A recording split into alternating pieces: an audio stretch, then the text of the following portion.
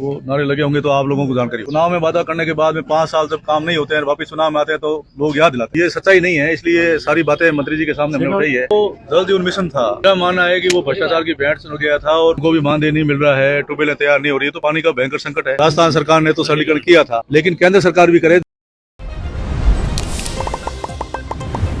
5 सालों में शेरगढ़ में भयंकर पेयजल संकट प्राप्त हो गया और गांव का लोग 1500 रुपए से लगा करके 1000-1200 तक टैंकर डलवा रहे हैं, मतलब 15,000 रुपए महीने का पानी आ रहा है। भयंकर संकट है। आप देखोगे जनता जल योजनाओं के कर्मचारी काफी यहाँ लोग आए हुए हैं, उनको भी मानदेय नहीं मिल रहा है, ट्यूबवेलें तैयार नहीं हो रही है, तो पानी का भयंकर संकट है। और जहाँ पानी का भयंकर संकट हो वहाँ से एक्शन हट जाए, 2 एन है वो दोनों हट जाए और जेईएन हट जाए, तो वहाँ मैन पावर रहेगा ही नहीं, तो काम कौन करे। तब जनता में आक्रोश था, नाराजगी थी और जनता आकर के मंत्री महोदय से मिली कि हमारा एक्शन हट गया, हमारे 2 एन थे दोनों हट गए, जेईएन थे वो भी हट गए। तो आप इसकी जब किसी को हटाते हो तो दूसरे लगाओ तो सही, जिसे वहाँ की माकूल व्यवस्था है। इस कारण पब्लिक यहाँ आई और मंत्री जी को ज्ञापन देकर के, तो अभी सीधा मीटिंग में आया। मुझे जानकारी नहीं है ना, मुझे पता है कि भाई क्या नारे लगे। वो नारे लगे होंगे तो आप लोगों को जानकारी। विकास के जो काम हो रहे हैं जनता हमको सुनती है, हमारा फर्ज बनता है। तो पिछले 5 साल में एमएलए नहीं था तो मैं नहीं कर पाया, अब जनता ने हमारे हाथ में कलम दी है तो हम कर ही रहे हैं। मंत्री जी से मेरी बात हुई थी तो मंत्री जी ने ये कहा कि ये सारे जल शक्ति मंत्री जी ने इनको हटवाया। मैंने कहा उनको हटवाया तो कम से कम दूसरे लगवाते तो सही, अब जब हटा दिया तो हम किसे काम करें। मीटिंग में मंत्री जी ने कहा है कि हम आपकी व्यवस्था कराएंगे, वो व्यवस्था करेंगे तो ठीक है, नहीं तो फिर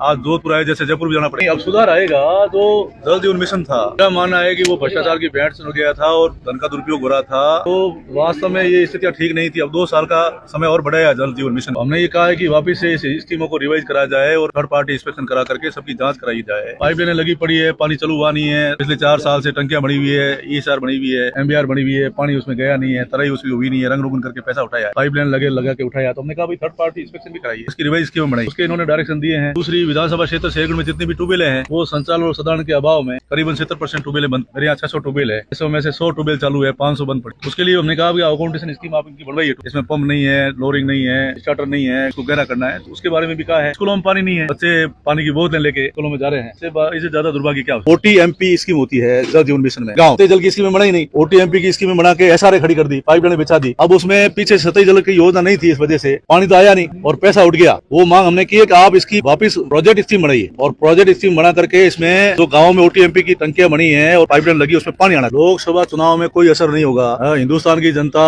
लगातार हमारे देश के यशस्वी प्रधानमंत्री नरेंद्र मोदी जी को ही प्रधानमंत्री देखना चाहते हैं और प्रचंड बहुमत से जोधपुर की लोकसभा सीट भी मोदी जी के खाते में डालना चाहते हैं। तब आपको पता लगेगा कि जब ऑनलाइन जो जेजेएम का सिस्टम है ऑनलाइन, उसके अंदर किसी गाँव में कहा 600 टूटियां लग गई, जुड़ गई। रायसर गाँव का बताया गया कि सबसे पहले जोधपुर रायसर गाँव 100% जेजे में जुड़ गया, लेकिन 100% वंचित है। 100% की बात करते हो जुड़ने की, लेकिन 100% वंचित है मेरा गाँव रायसर गाँव। तो ये सच्चाई नहीं है, इसलिए सारी बातें मंत्री जी के सामने हमने उठाई है कि 5 साल में हैंडपंप अभियान चला नहीं, मेंटेनेंस हुए नहीं, पाइपलाइन का मेंटेनेंस हुए नहीं, बच्चों को स्कूल में पानी मिल रहा नहीं, आंगनबाड़ी में मिल रहा नहीं, हॉस्पिटलों में मिल रहा नहीं, ये सारी चीजें उनको कही है। और बड़े बड़े जो जीएसआर हैं, टंकियां हैं, उनकी मरम्मत हुई नहीं। लंबे समय से जो आरओ प्लांट गाँव में लगे हुए थे वो सब बंद पड़े हैं, उनका ओएनडीएम वापस हुआ नहीं। हमने कहा भाई वो आरओ प्लांट आप स्कूलों में लगा दो तो फिल्टर हुआ पानी बच्चे पियेंगे। ये सारे विषय अभी हमने उठाए। एक विधायक से बात हुई है और उनके मंत्री जी ने डायरेक्शन दिए हैं कि इस प्रकार से इसमें सुधार लाओ और अलग अलग स्टैंडिंग ऑर्डर भी निकाला है कि इस प्रकार से ये ट्यूबवेलें खुदनी चाहिए, हैंडपंप खुदने चाहिए, रिपेयर होने चाहिए, पाइपलाइनें हैं, जेजेएम के काम है, क्षेत्रीय जल प्रदाय योजनाएं हैं, सबके बारे में एक एक चर्चा। अब विधानसभा का लड़ लिया कहाँ, ठीक है विधानसभा का ही है, तो विधानसभा का लड़ लिया है, बाकी पार्टी का निर्णय और जो जिम्मेवारी जनता ने दी है, पार्टी ने दी है, उसको बखूबी दिखाएंगे। ऐसी तो कोई बात है नहीं। अब इसमें अब उनको कुछ लोगों ने बताया होगा तो उन्होंने सीधी डिजायर कर दी होगी और उनकी डिजायर से हो गई होगी। मेरी बात उनसे नहीं हुई कि भाई मैं इसको हटाना चाहिए रखना चाहिए, उन्होंने अपने हिसाब से किया होगा, मेरी तो उनसे बात हुई नहीं। आज मैं कह सकता हूँ कि कुछ समस्या है गाँव, जैसे हम चुनाव लड़ते हैं तो चुनाव के समय में भी कुछ वादे करते हैं और चुनाव में वादा करने के बाद में 5 साल जब काम नहीं होते हैं, वापिस चुनाव में आते हैं तो लोग याद दिलाते हैं। द्वारा ये घोषणा की गई थी, वादा किया गया था, काम हुआ नहीं। तो वैसे ही अभी हमारे यहाँ वीर शिरोमणि देवराज राठौड़ जी की जयंती थी, उस समय ग्रामीण लोग खड़े होकर उन्होंने कहा कि चुनाव आगे हैं और अपने यहाँ जो केंद्रीय विद्यालय की मांग थी और अभी आदरणीय राजनाथ सिंह साहब बालेसर पधारे थे, तो जब वो मांग उठी तो राजनाथ सिंह जी के सामने आदरणीय जल शक्ति मंत्री जी ने कह दिया कि ये तो सैंक्शन है और राजनाथ सिंह जी ने घोषणा कर दी कि भाई ऑलरेडी केंद्रीय विद्यालय सैंक्शन है। तो हमने कहा भाई उसकी स्वीकृति का पत्र तो दे दो, जिसे हमको जनता में जाना पड़ेगा वोट मांगने के लिए, तो हम बताएंगे कि आपकी मांग थी जो वर्षों से थी वो मांग पूरी हो गई, ये आपका सैंक्शन लेटर है। देवराज जयंती में उन्होंने कह दिया कि नहीं अभी तो राजस्थान सरकार आपके प्रस्ताव भेजेगी, उसके बाद में विचार किया जाएगा। पहले आपने स्वीकृति का कह दिया, अब विचार किया जाएगा, दोनों में विरोधाभास। ये मैंने उनको कहा कि पहले जब आदरणीय वसुंधरा जी मुख्यमंत्री थे उन्होंने भी प्रस्ताव केंद्रीय विद्यालय का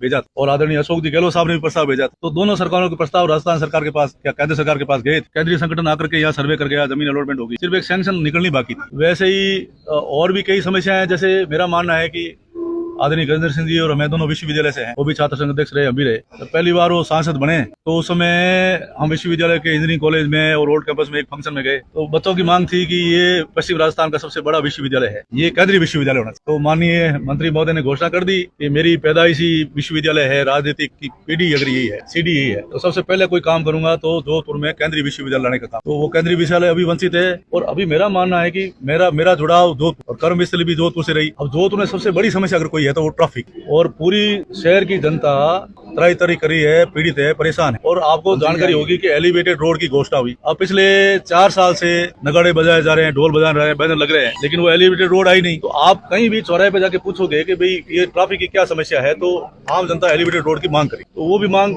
आपके सामने है। अब कई मुद्दे ऐसे भी हैं हमारे गांव में जो जनरल कास्ट के लोग हैं, उनमें ईडब्ल्यूएस की मांग है कि भी राजस्थान सरकार ने तो सरलीकरण किया था, लेकिन केंद्र सरकार भी करे जिससे केंद्र की जो सरकारी नौकरियां हैं उसमें भी हमको इस ईडब्ल्यूएस का आरक्षण का लाभ मिले। और राजस्थान में तो खैर उन्होंने सरलीकरण कर ही दिया, केंद्र में नहीं किया, इसलिए केंद्र की नौकरियों में नहीं मिल रहा, तो वो भी उनकी मांग अभी तक लंबित है। अच्छा, क्या जो है आपको